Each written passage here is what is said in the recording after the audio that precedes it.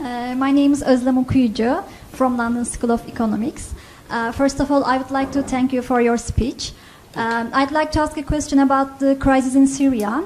I'm from Turkey, and as everybody knows, Turkey is hosting nearly 2,500,000 Syrian refugees. And some Turkish people are criticizing Saudi Arabia on the grounds that Saudi Arabia isn't accepting refugees and it isn't doing enough for refugees as a rich country. And as you said, there is a responsibility. You said that Saudi Arabia has a responsibility in terms of it's the center for Islam. So some Turkish people are also saying this. It's an Islamic country, so why isn't it doing enough for Syrian refugees? So I'd like to ask about this issue. I'd like you to elaborate on Saudi Arabia's refugee policy. Okay. Thanks. Thank you. I'll ask you to take that directly. Yes, thank you. I think we could have done a better job explaining what we've done with Syrian refugees. Saudi Arabia has issued more than 2.5 million visas to Syrian refugees since the crisis began.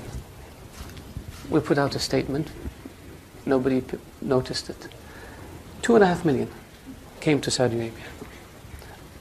Arabia. I think 600,000 or 700,000 still remain in Saudi Arabia. Not one of them lives in a refugee camp. And not one of them lives in a tent.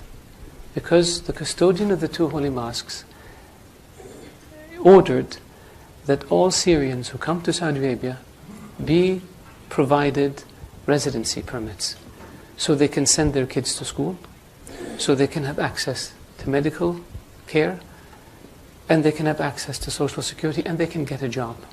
We don't have one Syrian. Of all the Syrians who came to Saudi Arabia, 2.4 million, not one of them lives in a tent. And the same thing we did with Yemenis. Since the war in Yemen began, almost 1 million Yemenis came to Saudi Arabia as refugees. And the same policy was applied to Yemenis. Not one of them lives in a refugee camp, and not one of them lives in a tent. And we don't brag about it, and we don't put TV cameras in front of them, because that, to us, is what our culture is all about. These people came because their homes were devastated.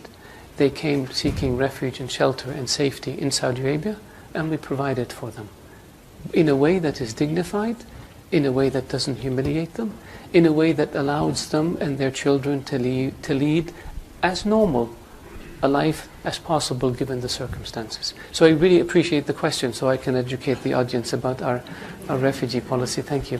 Thank you very much.